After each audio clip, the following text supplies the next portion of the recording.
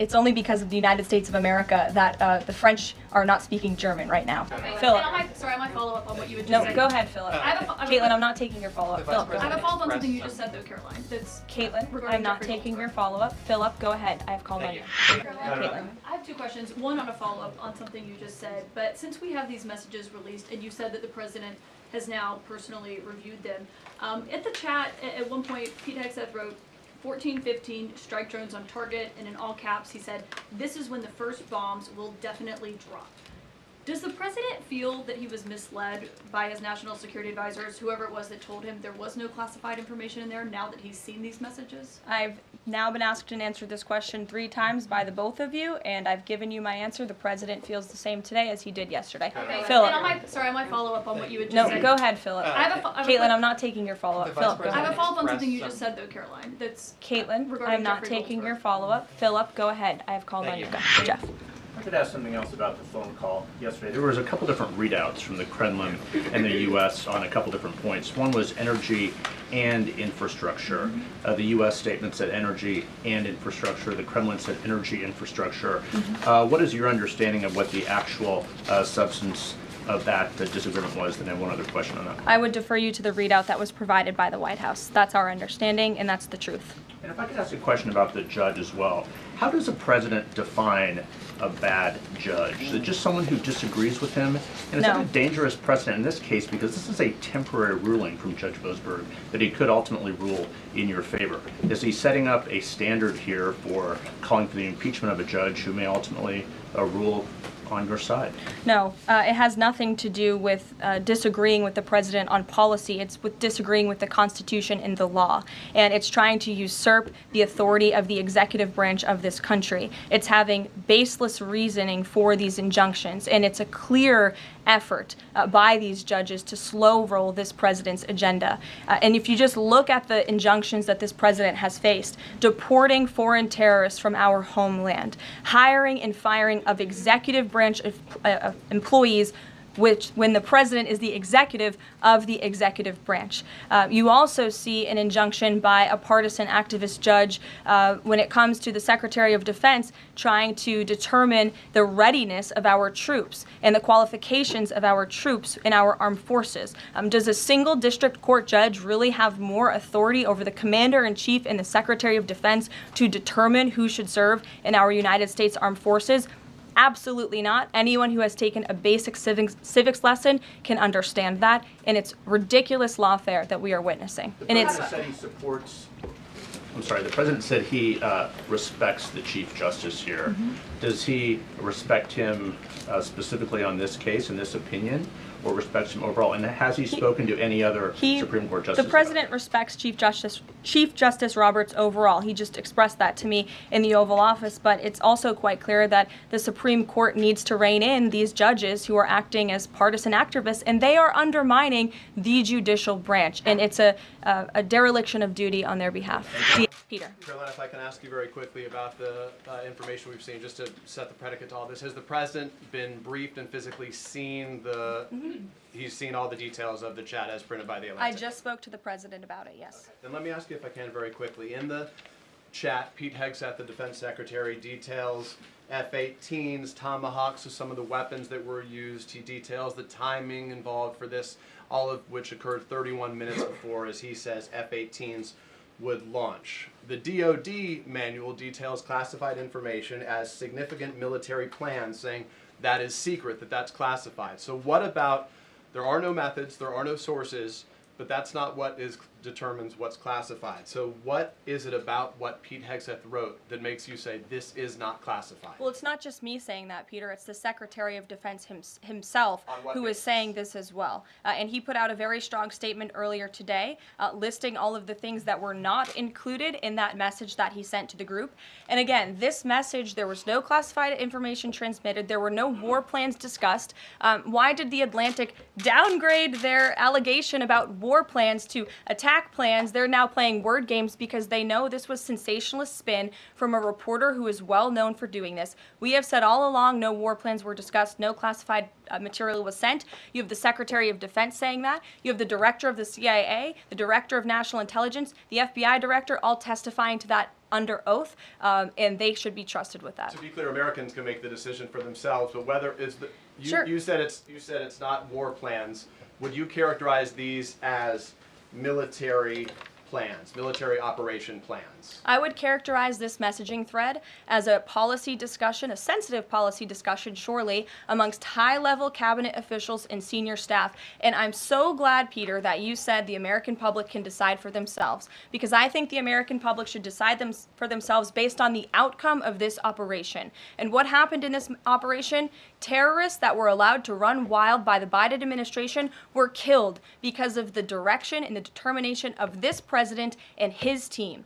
And this message also shows, this messaging thread also proved that President Trump has an incredibly dynamic team who is working incredibly hard, flying all over the world to secure world peace and to fix up the foreign policy crises that the previous administration left for this team to inherit. So to be clear, we all in this room and around the country would agree that we're glad no American service members were harmed, and we're glad that the mission was a success. We'll stipulate that. But the president said that Pete Hegseth said none of this was classified. So given the president has seen it now, and given the president understands that significant military plans are deemed classified as secret, how does the president view none of this, which details times and weapons and more, as being not classified? I've already been asked and answered this question. The president's thoughts on this remain the same today as they were yesterday, On what basis, as I'm well as the Secretary of Defense. This question has been asked and answered. There was no classified material discussed. Jack. And something different.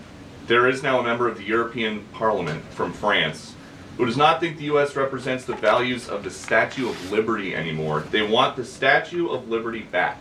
So is President Trump going to send the Statue of Liberty back to France? Absolutely not.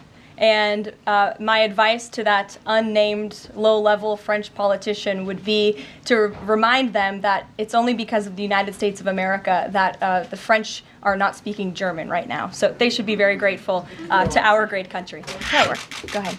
Thank you. On the FTC, two quick questions. Can you explain the president's thinking in his decision to fire the two Democratic commissioners, especially given that Mark Meadow is on track to be confirmed next week and there would be a Republican majority? My biggest question is why now? Sure, because the time was right to let these people go, and the president absolutely has the authority to do it, and they were given ample notice in a letter that I believe your outlet reported on, so it pretty much explains exactly why this administration chose to let those individuals go. Is the ultimate goal to get this to the Supreme Court to try to overturn the 1935 precedent? The goal was to let these individuals go. If we have to fight it all the way to the Supreme Court, we certainly will.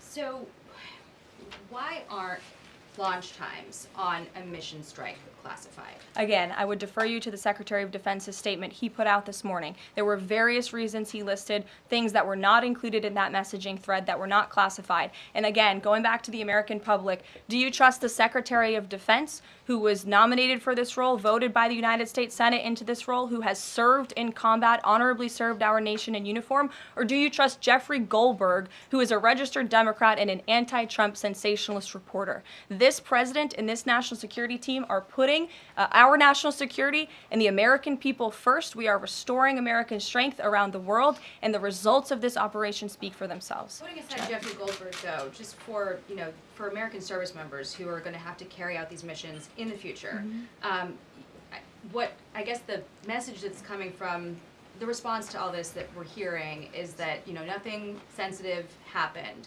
and I guess the logical conclusion of that is that if these messages had gone out publicly prior to the launch, that wouldn't have been a risk to service members. I don't know that they're comfortable with that. So can you explain, had these messages been published, would the plans have moved forward? Would the launch have still taken off? What I can tell you is that the President, as the Commander-in-Chief of our United States Armed Forces, and Secretary Pete Hegseth, who is an incredible man and a warfighter himself, take the lives of our American service members with the utmost responsibility, and they would never do anything intentionally to put their lives at risk. And again, they are working hard on that every single day, and we are protecting our service members while also restoring peace throughout this globe. It's something the previous administration has not done.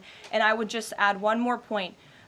We are not going to be lectured about national security and American troops by Democrats and the mainstream media who turned the other cheek when the Biden administration, because of their incompetence, left 13 service members dead in Afghanistan, and not a single person in the previous administration was held accountable for that botched withdrawal. Joe Biden said, in fact, it was a great operation. That is despicable. It's unacceptable to this president and this Secretary of Defense. The National Security Advisor has taken responsibility for this inadvertent number being added to the messaging thread. But above all, we take the lives of our troops, safety, security, prosperity around the globe with the utmost seriousness. Jonathan. Thanks a lot, Carolina. A question for you regarding the administration complying with judges' orders. I want to ask about an administration spokesperson who's the border czar, Tom Homan. He was on Fox News. We love Tom Homan. And he was talking about the deportations, and he said the following. He said, "We're not stopping.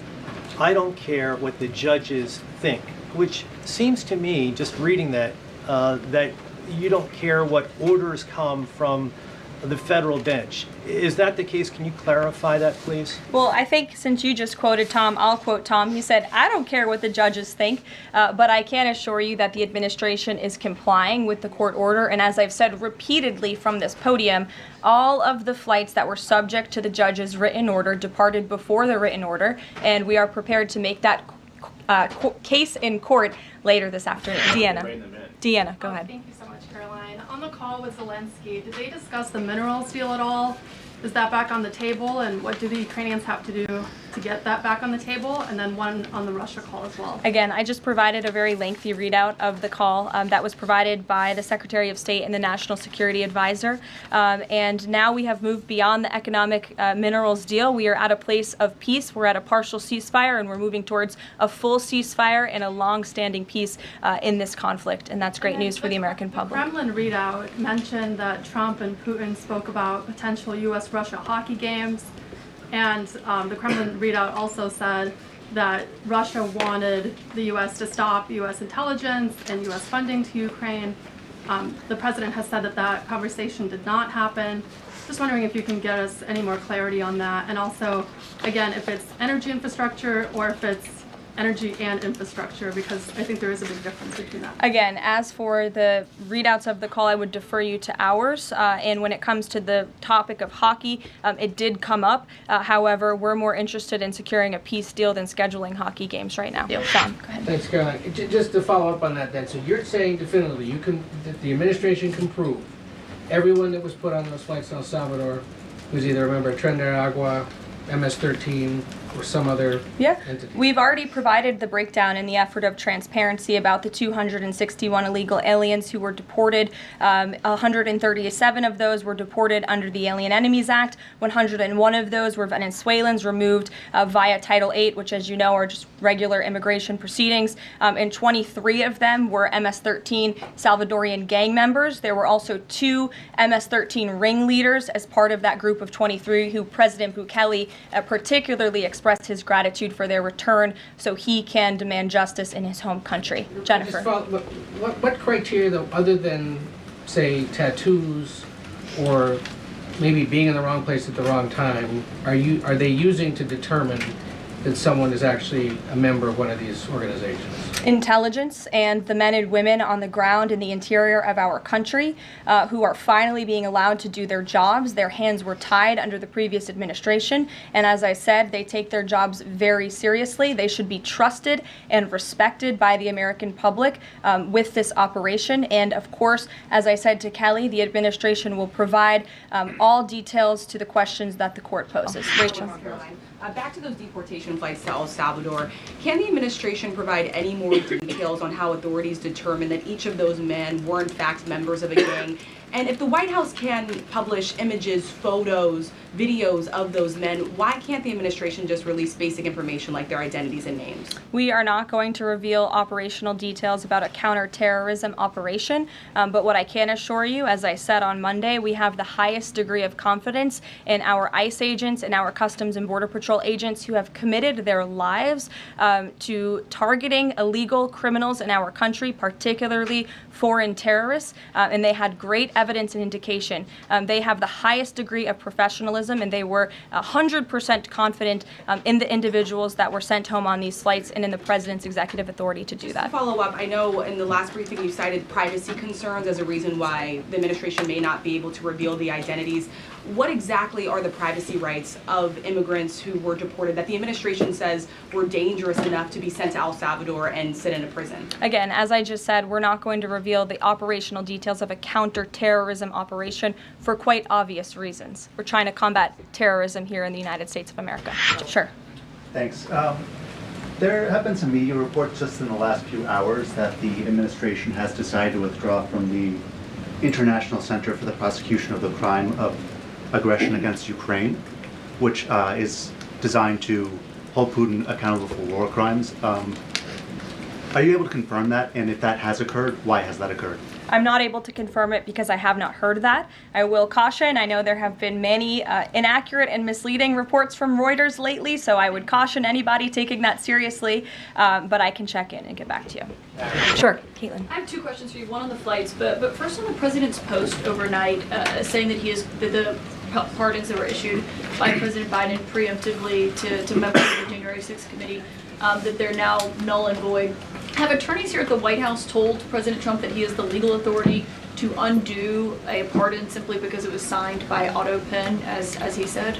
The president was begging the question that I think a lot of journalists in this room should be asking about whether or not the former president of the United States, who I think we can all finally agree was cognitively impaired. I know it took people some time to finally admit that, but we all know that to be true, as evidenced by his disastrous debate performance against President Trump during the campaign. I digress on that. But the president was raising the point that did the president even know about these pardons?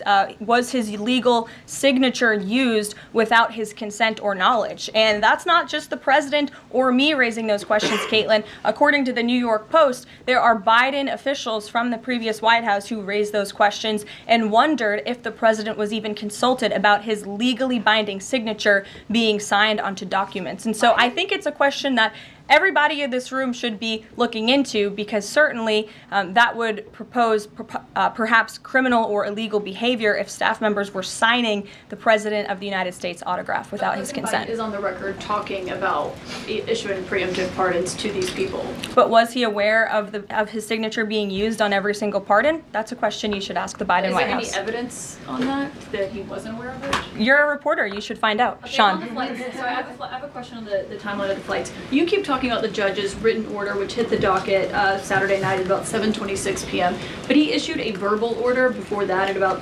6:45 and 6:48 p.m. based on the court hearing. A verbal order from the bench. Does the White House feel the need to comply with a verbal order from this judge? Again, as I said, all of the planes subject to the written order of this judge departed U.S. soil, U.S. territory before the judge's written order. But what about the verbal order, which of course carries the same legal weight as a written order, and said for the planes to turn around if they were Well, in the air? there's actually questions about whether a verbal order carries the same weight as a legal order, as a written order, and our lawyers are determined to ask and answer those questions in court. Tesla, Caroline. Tim Waltz, Governor Waltz, saying last night he frequently checks Tesla stock.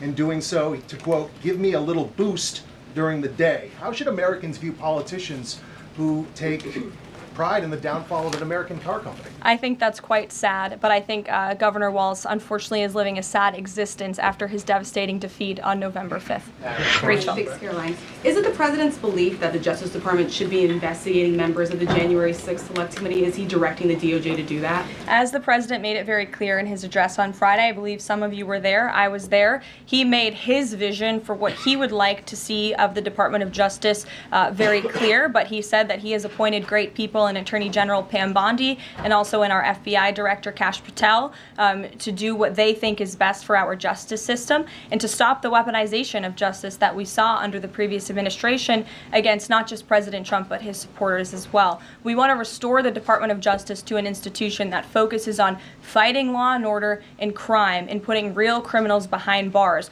not targeting Americans because of their religion or their political speech. We saw that under the previous administration and it's unacceptable to this president. And just to follow up really quickly on just Homan's comments from earlier, a few weeks ago in the Oval Office, the president said he will always abide by the courts. We heard what Tom Homan said earlier today. So I'm only asking just to be clear for the American people. It is the administration's belief that that you feel like you are bound to comply by the judge's orders? We are complying with the judge's orders. Given what you've said about the president's trust in his national security team, can you say definitively that no one will lose their jobs?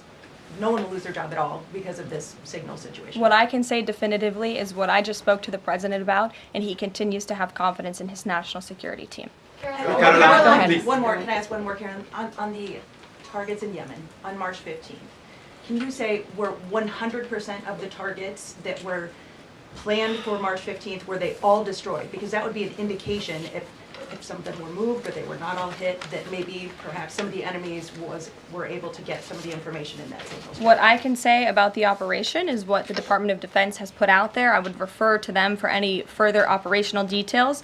But there have been more than 100 strikes conducted against Houthi targets, and they have hit key Houthi leaders, air defense systems, command and control nodes, headquarters, weapons manufacturing and storage facilities, and these operations will continue until the freedom of navigation in our seas is restored and U.S. shipping can safely transmit without the fear of attack. And again, we believe that this has been a very successful operation thus far, and it will continue until this administration feels it no longer has to, and these terrorists have been taken out, which again is something the previous administration should have done, but they didn't, and now we've inherited this crisis. Philip. Thank you. Two questions. First, just a follow-up on the readouts from those calls. When it comes to the discrepancies between the U.S. and Russian readout of that call between President Trump and Putin, is it the president's assessment that something is getting lost in translation, or does he believe that the Russians are trying to play games here? Nope. The president believes in his team that put the readout out, and he also put his own out on Truth Social. We've been incredibly transparent about all of the president's calls with foreign leaders, and again, I would defer you to the readout. And then following up Michael. on... Sean. Hey, so on Friday, the president suggested at length that it should be illegal to criticize judges, but he has repeatedly criticized judges who rule against him, and Elon Musk is calling for impeachment of judges who have opposed the administration. So how are those two things not in conflict? I have not heard the president talk about impeaching judges. I know you mentioned Mr. Musk's tweet, but I have not heard the president of the United States ask that. Garrett. I have one other question, but I want to follow up on Katie's question. Actually, you said the mass deportation campaign would continue, but she asked about the flights specifically. Will those flights to El Salvador continue while this case is being appealed? We don't have any flights planned specifically, but we will continue with the mass deportations. And I would just like to point out that the judge in this case is essentially trying to say that the president doesn't have the executive authority to deport foreign terrorists from our American soil. That is an egregious abuse of the bench. This judge does not have that authority. It is the opinion of this White House and of this administration, and that's why we're fighting this in court. And it's very, very clear that this is an activist judge who is trying to usurp the president's authority. Under the Alien Enemies Act, the president has this power, and that's why this deportation campaign has continued. And this judge, Judge Boasberg, is a Democrat activist. He was appointed by Barack Obama. His wife has donated more than $10,000 to Democrats, and he has consistently shown his disdain for this president and his policies, and it's unacceptable. You took me right where I wanted to go about the idea that these people are all foreign terrorists, but Judge Boasberg was originally appointed by George W. Bush and then elevated by Barack Obama. I just feel like I should clear that up. Well, let me just say something to that effect, Garrett. 67% of all of the injunctions in this century have come against which president? Donald J. Trump. Let me say that again. 60% of the injunctions by partisan activists in the judicial branch have come against President Donald Trump, and 92% of those have been from Democrat-appointed judges. This is a clear, concerted effort by leftists who don't like this president and are trying to impose or slow down his agenda. So, given that, do you think it's a good use of Congress's time and the president's political capital try to impeach and remove a federal judge, which would take 67 votes you're unlikely to get in the Senate? Well, look, the president has made it clear that he believes this judge in this case should be impeached, and he has also made it clear that he has great respect for the Chief Justice John Roberts, and it's incumbent upon the Supreme Court to rein in these activist judges. These partisan activists are undermining the judicial branch by doing so. We have co-equal branches of government for a reason, and the president feels very strongly about that. Sure. Enlisted soldiers, sailors, and Marines would face consequences if they shared this type of information inadvertently with a reporter. Can you tell us more why the president is so willing to give Mike Waltz a mulligan here? Again, I have now been asked and answered the same question using different language multiple times. If anybody has another question, there's a lot of different things going on in the world. Sure, go ahead. Caroline, the Republicans and Democrats alike have been expressing some concern about the frequency with which senior Trump officials have been using the Signal app. Has there been discussion, or will there be a review about how often they use Signal, and if you could explain to us how they might be considering other applications to get away from something like this happening again? Sure. Well, again, first of all, Signal has been an approved app for government use. It's an encrypted app, and as I said, it's the most safe and efficient way of communicating, especially when people can't be in a skiff or inside a room physically together. I think, as the president said yesterday, he wishes that everybody could be in the room, and it's our goal to ensure that everybody can be. But again, no classified information was discussed in this chat, and any time classified information is discussed amongst high-level officials across this administration, secure lines of communication are used, including, by the way, our special envoy, Steve Witkoff, who I understand the Wall Street Journal erroneously reported that he was on this Signal chat on a personal device while in Moscow. That is absolutely false. Steve Witkoff did not have his personal device, nor did he have his government device with him. He was given a classified, protected server by the United States government, and he was very careful about his communications when he was in Russia. So rest assured to the American public, this administration is taking every precaution when it comes to protecting our national security. And that's why the American people reelected this president, because they know that our national security is in good hands with the President of the United States.